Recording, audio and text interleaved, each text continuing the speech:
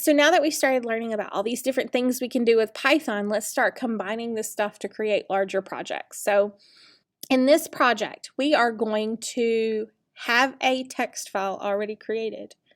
We are going to open that text file, read the contents to a list, then take those contents of those lists and sum them up, and then print that information out to the user. Can we do it?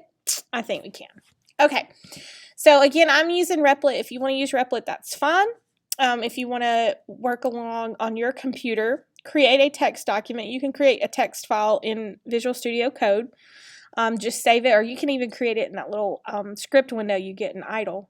Just save it as numbers.txt in the folder where you're going to save your .py file. If you're using Replit, you can just click this little add file here. Okay, I put 5 numbers in there, 4, 8, 15, 23, 42.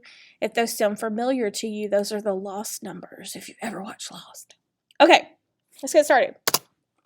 We know to open a file, we use f equals the open function. We need to type the name of the file that we want to open, which is numbers.txt, and then we need to give it either R or W, and in this case we're just reading, so we'll give an R. And since we've opened this file, let's go ahead and do an f.close so that we know that we'll close this file later on, and then we'll type all our code in between. Later, I'm going to teach you a different way to do this. We're going to do open with, but for right now, we'll do it this way. Okay, so I said we wanted to take the contents of the text file and store it in a list. So let's go ahead and create an empty list that we'll call numbers. Now, if you remember from the previous tutorial where we worked on opening files, we did something like this, like for line in F, print line. Okay, so let's run that and see what we get. And we do indeed get 4, 8, 15, 23, 42. The only problem is we don't just want these printed out to the user. We want them stored in this list. So how do we make that happen? So to do that, we're going to have a nested loop. In this case, we are going to we still have for line in F. We're going to create a new variable called nums and use the split method. So we're going to say line split. And now just so you can see what this does, I'm going to print nums again. Okay, so if we run this now, look what it's done. It's taken each individual item that was on our numbers file and it stored it in its own list. So it's got a 4 in a list by itself, it's got an 8 in a list by itself, a 15 in a list by itself, a 23, and a 42.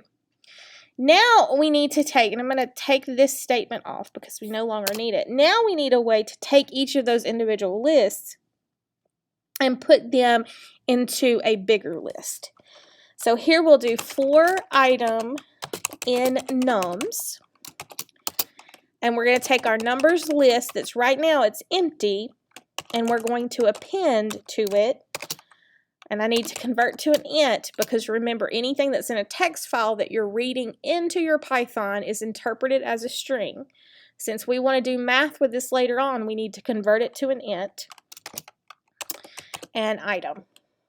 Okay, so now if we print numbers outside of the loop, when I run this, now all of our numbers from this file are in our Python program in a list. How cool is that? If you said not very, you're wrong. It's very cool. So now how could we take those and sum them up? I bet you could do this on your own without even me here.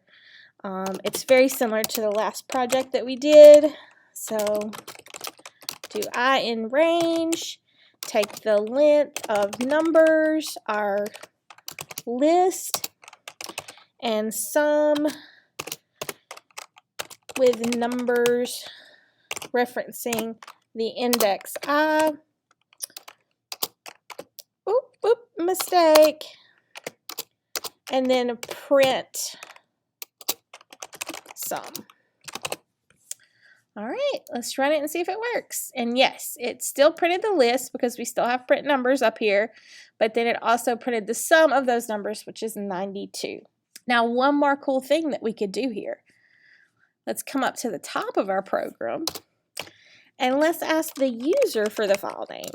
So maybe the user has to pick which file name to open. So we're going to say input, enter the file name.